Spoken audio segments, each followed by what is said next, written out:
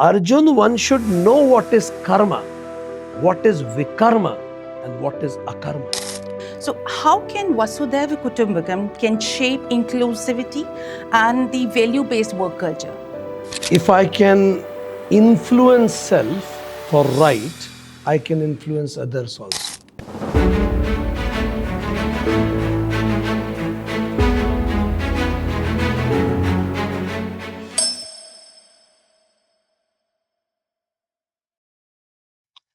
Hello, this is Dr. Gauri Gaur, and you are watching Corporate Citizen Conversations. In today's episode, we are honored to welcome Dr. Vikrant Singh Tomar, founder of United Consciousness, a globally respected leadership mentor, author, and a transformational speaker. Dr. Tomar works at the intersection of modern leadership excellence and India's timeless wisdom traditions. Through his guidance, corporate leaders, civil servants, and global organizations have discovered deeper clarity, conscious decision making, and people centric leadership rooted in values.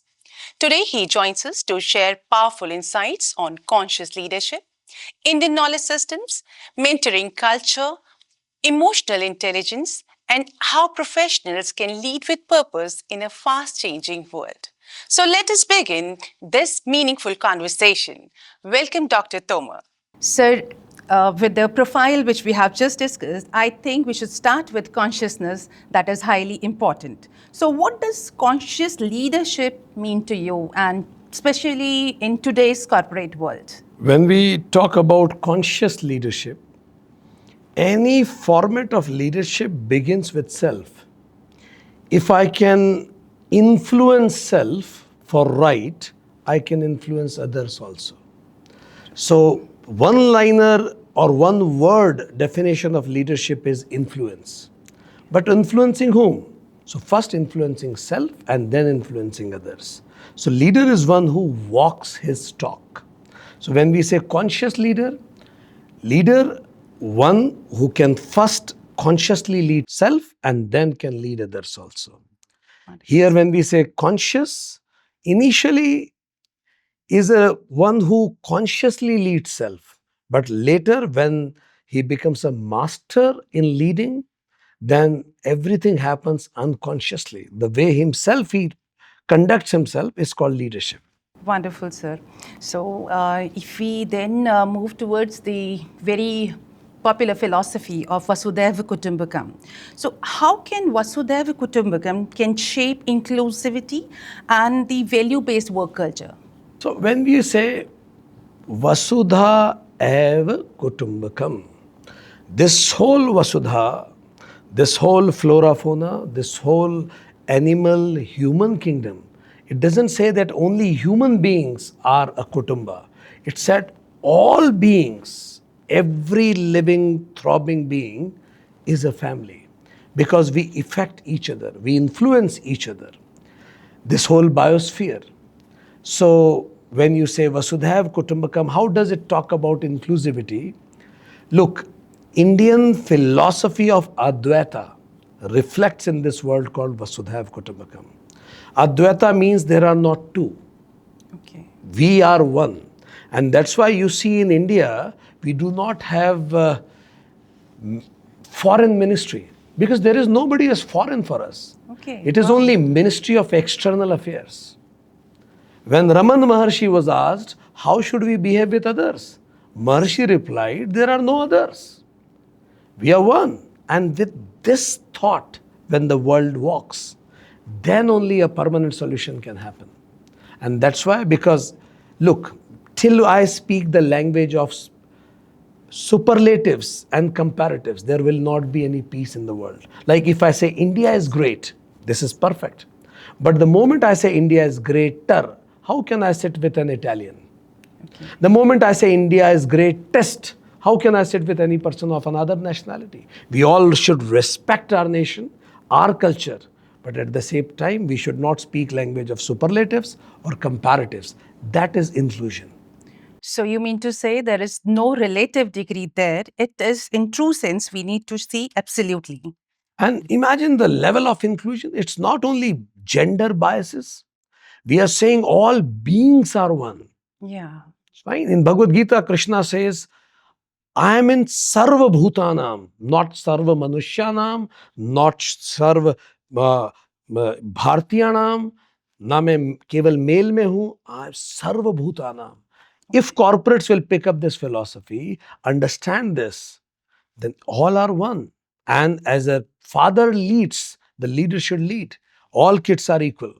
I punish for right conduct. I punish for right reasons. I punish for wrong conduct.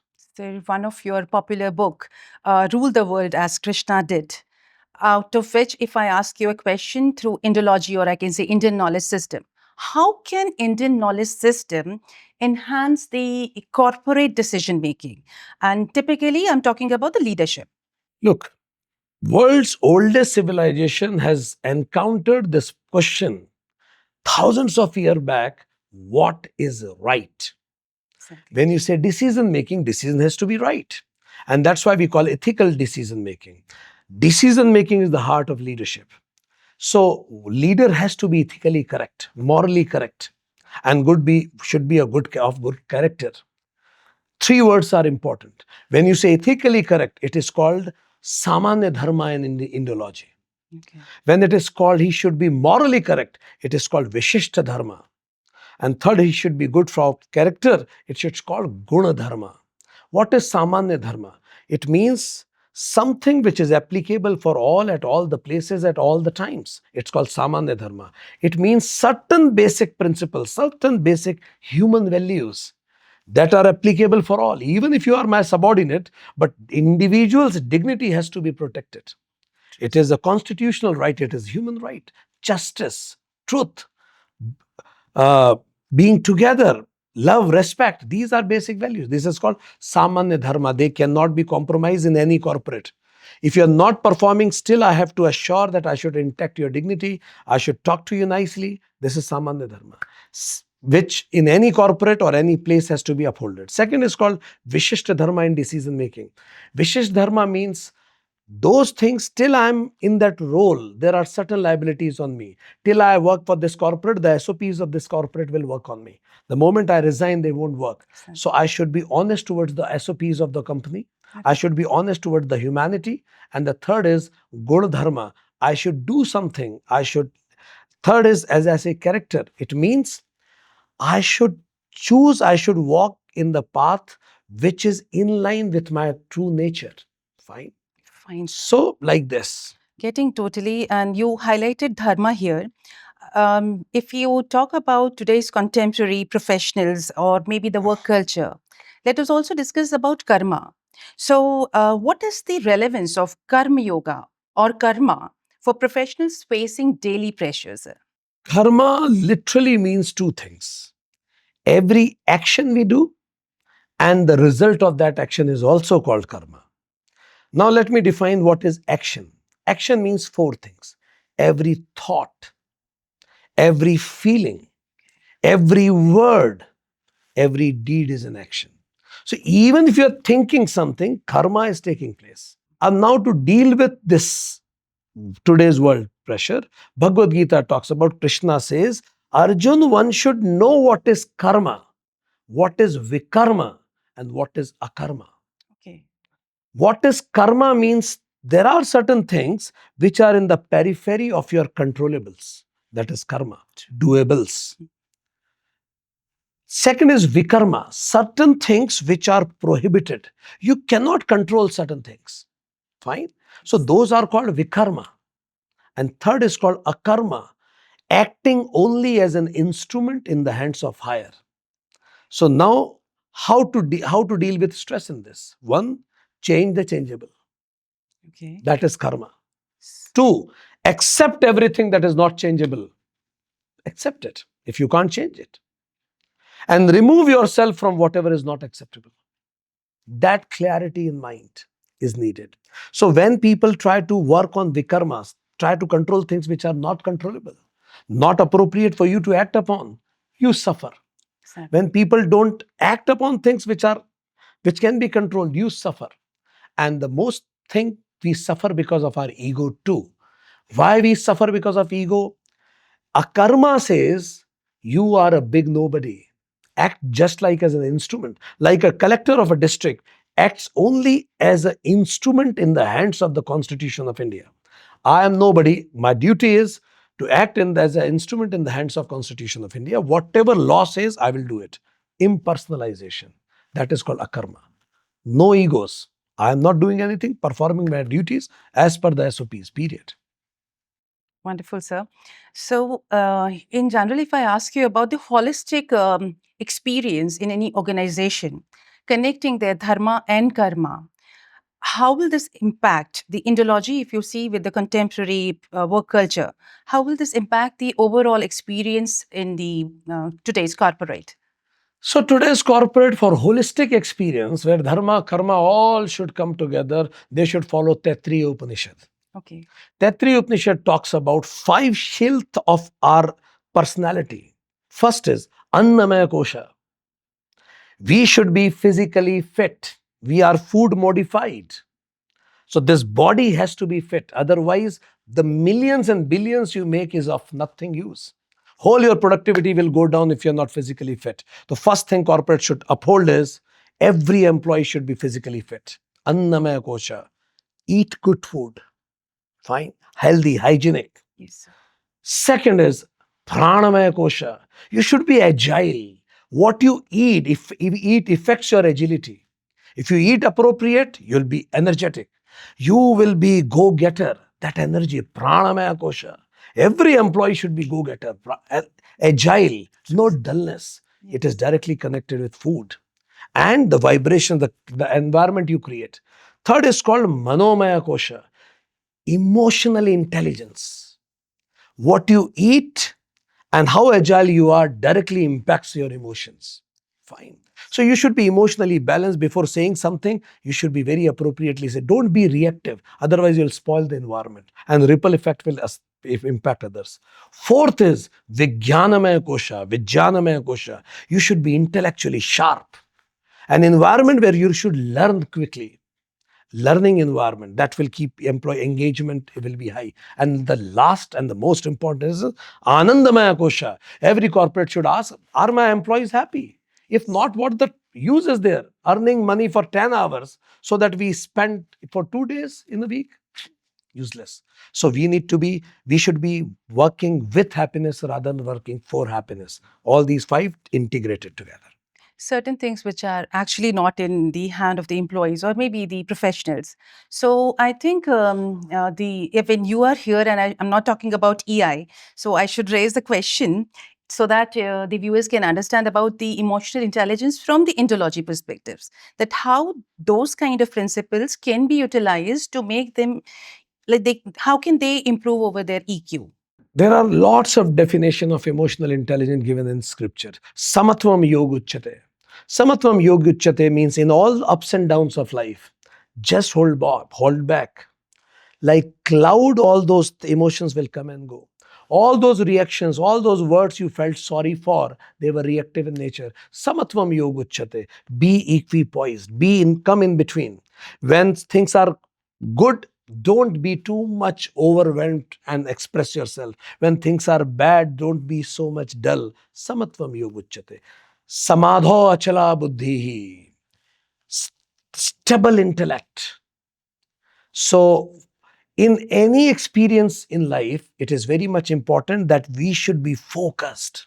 In Bhagavad Gita, the word they use is Bahu Shakha Buddhi, distracted mind. I'm talking to you, my mind is somewhere else, physically I'm somewhere else, my brain is somewhere else.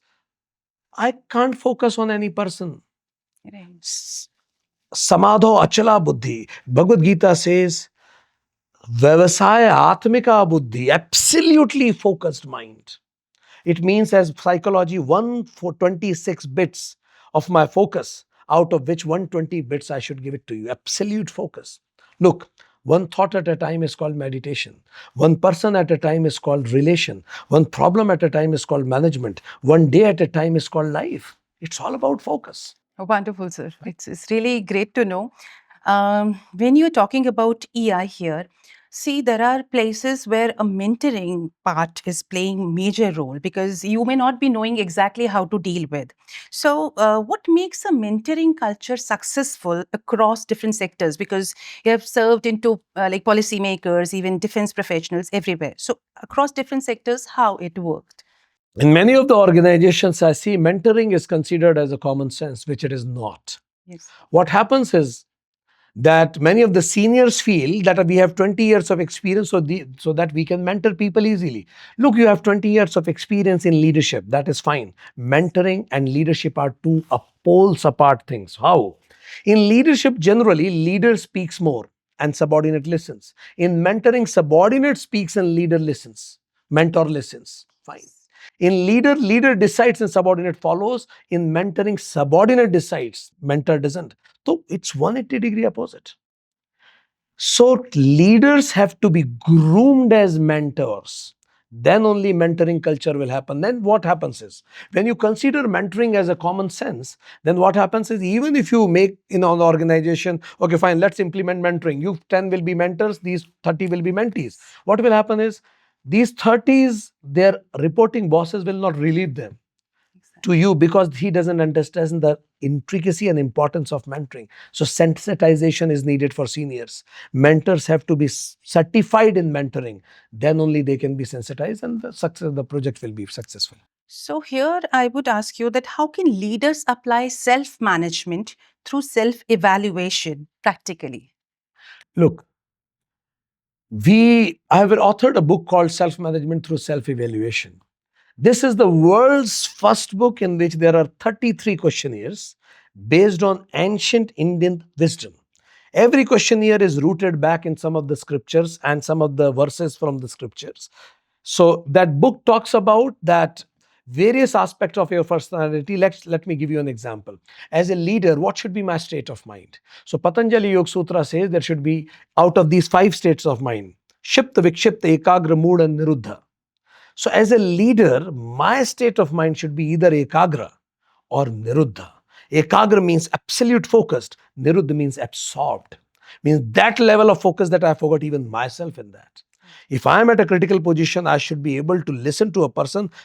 I know many such leaders, they start listening to a PowerPoint presentation morning 9 and they'll continue listening till evening 8 with absolute focus, and even last presentation, last slide, they are so attentive to make corrections. That focus. So when we talk about these 5 states of mind, leaders in that book has that questionnaire. You can fill it. Okay. You can see how much time of my mind goes in Shipta, distracted, Vikshipta, disturbed, mood, dull. If your mind 70% is distracted, disturbed, or dull, how will you lead? You'll throw your tantrums, your ripple effect will create whole organization, spoil it. And that's why you can calculate where do you stand and then start reforming on that. I think I'm really interested in going through that book first.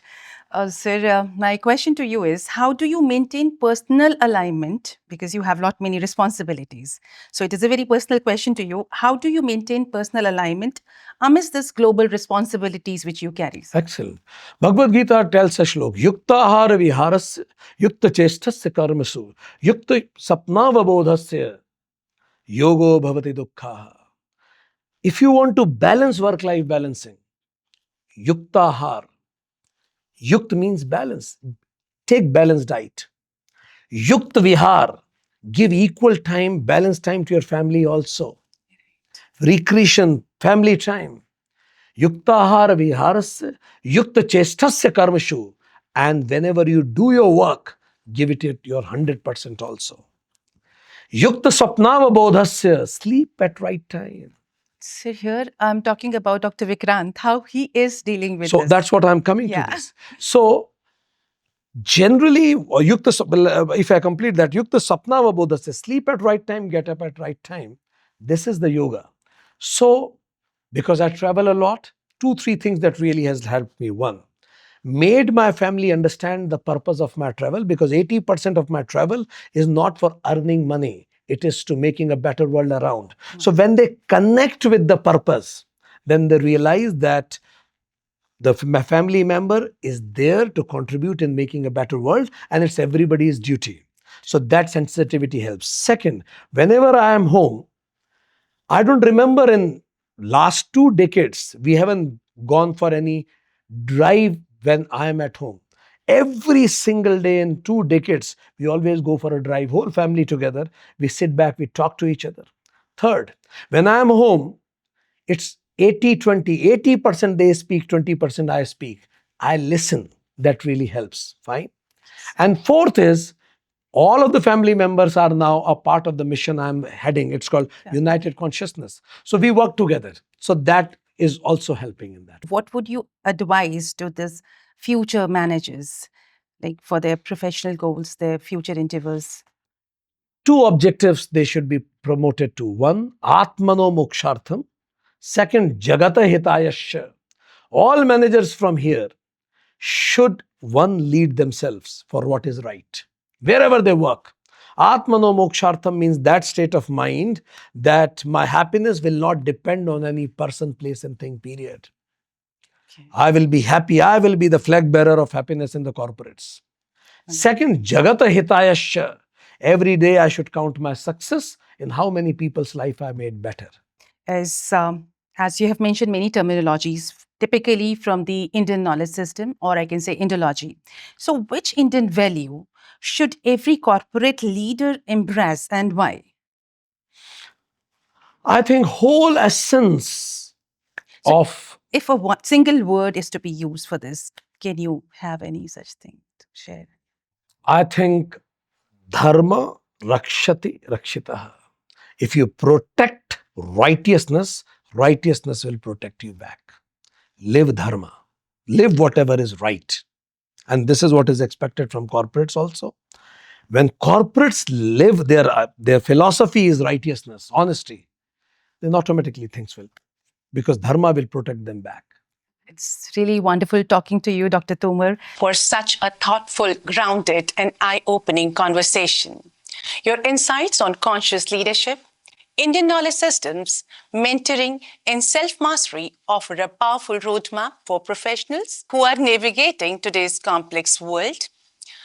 I'm certain our viewers, especially the young leaders and aspiring professionals, will carry forward these reflections into their careers and personal journeys.